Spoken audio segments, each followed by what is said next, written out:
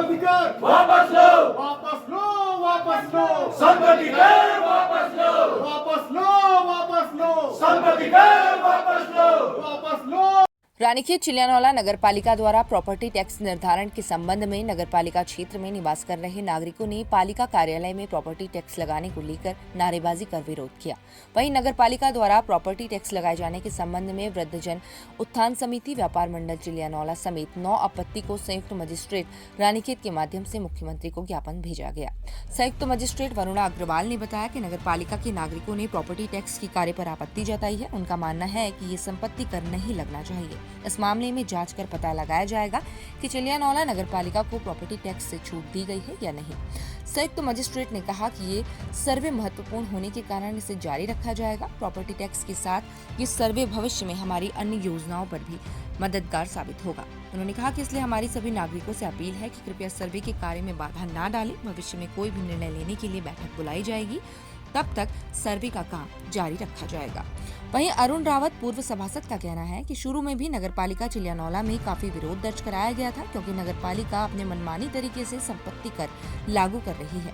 किसी सभासद की सहमति न होते हुए भी नगरपालिका अधिशासी अधिकारी और पालिका अध्यक्ष द्वारा संपत्ति कर लागू किया गया। जी, हमें आज यहाँ के नगर पालिका के जितने निवासी हैं उनके द्वारा बताया गया कि जो प्रॉपर्टी टैक्स का कार्य चल रहा है उससे उन्हें आपत्ति है। उनको प्रॉपर्टी टैक्स के लिए आश्वासन कभी मिला होगा जो उनका मानना है कि प्रॉपर्टी टैक्स नहीं लगना चाहिए। उसके संबंध में हमें ज्ञापन दिया गया, तो हम उसके संबंध में पूरी जांच करेंगे कि जो नोटिफिकेशन जब नगर पालिका का इशू हुआ था तो क्या इस नगर पालिका को एग्जाम किया गया था प्रॉपर्टी टैक्स से कि नहीं किया गया था, तो उसके हिसाब से फिर आगे की कार्रवाई की जाएगी। ये सर्वे तो हम जारी रखेंगे क्योंकि सर्वे का कार्य बहुत महत्वपूर्ण है। सर्वे का कार्य ना सिर्फ प्रॉपर्टी टैक्स के लिए महत्वपूर्ण होता है पर हमें बाकी आगे के जो योजनाएं बनानी होती हैं उसमें भी हमें मददगार होता है। इसलिए हमारी सबसे यही अपील है कि सर्वे के कार्य में कोई बाधा ना डालें, पर आगे का जो भी निर्णय होगा वो निर्णय करने से पहले हम दोबारा बैठक बुलाएंगे और सभी के साथ डिस्कस करने के बाद ही सभी की सहमति के साथ ही हम कोई आगे कार्य करेंगे, पर सर्वे का कार्य अभी भी चलता रहेगा। पूर्व में भी चिलियानौला वासियों द्वारा नगर पालिका में काफी विरोध दर्ज करवाया गया था, क्योंकि अपने मनमाने तरीके से नगर पालिका द्वारा संपत्ति का लागू किया जा रहा है।